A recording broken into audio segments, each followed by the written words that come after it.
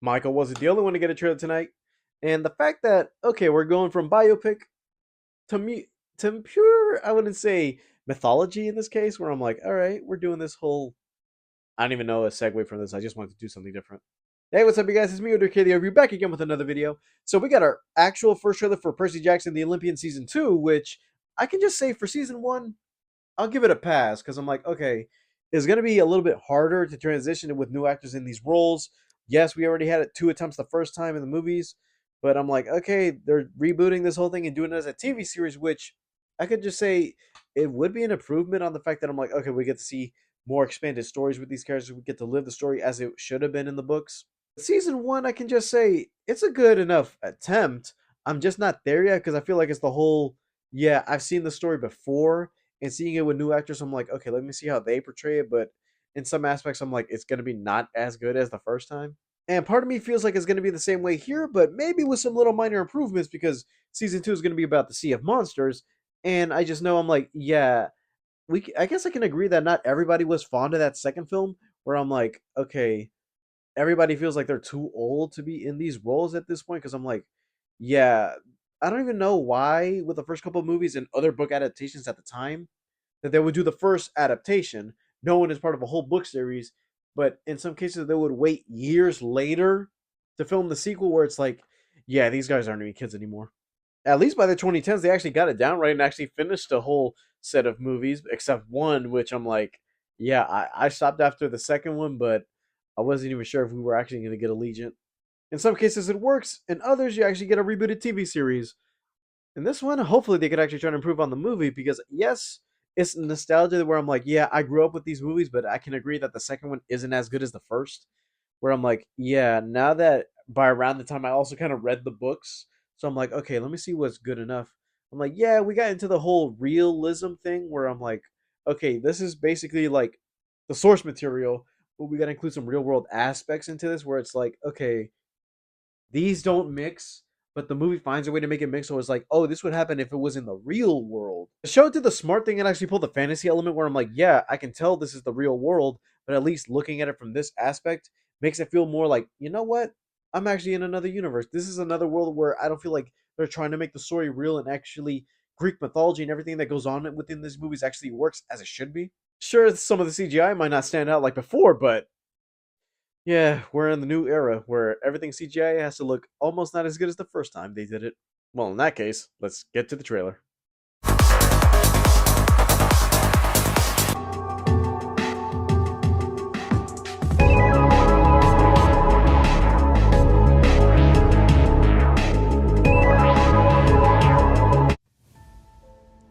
You guys get nightmares, right?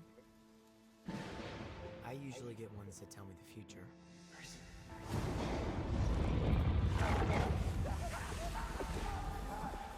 Or try to kill me.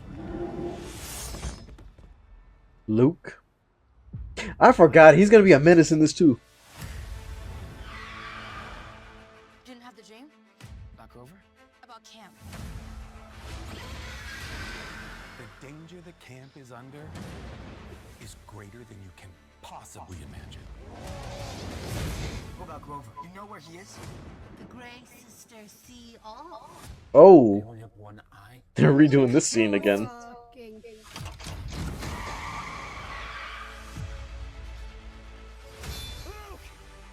I'll see you out there. Look, poisoned her. If the Okay, at least barrier falls, they showed that because I'm like, everybody's seen the second one. save Grover. Percy, you gotta find him. Save camp. For the key to our survival, you must quest to the Sea of Monsters.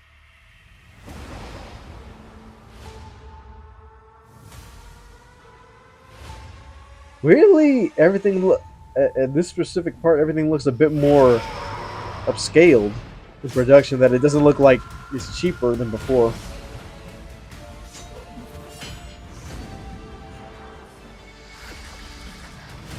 Oh. They take care of each other. That's what real heroes do.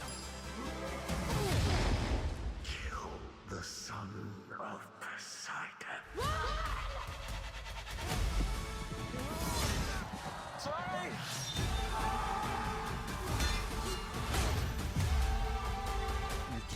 up on your family. Perseus, don't underestimate yourself.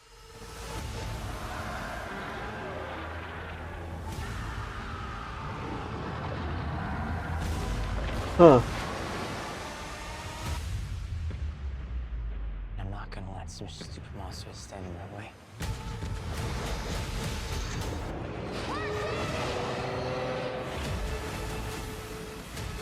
Lives in the boat. Alright.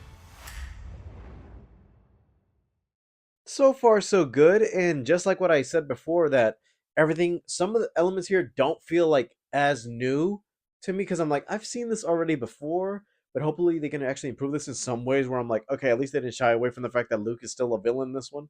But also the fact that the Sea of Monsters in this looks like it's an actual threat, not like, oh, we just hear about the sea, but we hear tales of the sea. Yes, something's happened, but it's not like as intense as it should have been because I feel like in the originals, yeah, they were meant for kids and also preteens. Also, that since we were already in like the Harry Potter era where everything was like kid friendly, but it had to switch tones from a certain angle. Like right after movie 1 and 2, they were just for kids. Then 3 and more, I was like, okay, yeah, we're heading into Voldemort territory here. You grew up with the characters over time, and they actually had these pre-planned. Seeing as though okay, they just made it, and then went on with the second one a couple years later without actually going into okay, we'll see how far these skills will grow over time. We didn't get to see that, but with here, I guess I could say yeah. Despite shows nowadays now being on that, yeah, we'll wait a couple years for pre-production on a season just to make a season just for 8 simple episodes that don't really do anything. I kind of like how this one and season 3 are going back to back with each other, and the fact that you have new additions also announced, like you have Daphne Keena's Athena in season 3. Part of me is like, oh, so they're really going through with the Titans curse. We didn't get to see how that's gonna go, but now that we're gonna go straight to Hades on the next one, I'm like, okay, all right, I see what you're doing here. And the lack of Grover in this trailer is kind of funny to me because I'm like, I don't even know if it's gonna be as goofy as it was in the originals, or if they want to take a little bit of inspiration from the book on this one. Other than that, I can just say this trailer's still solid.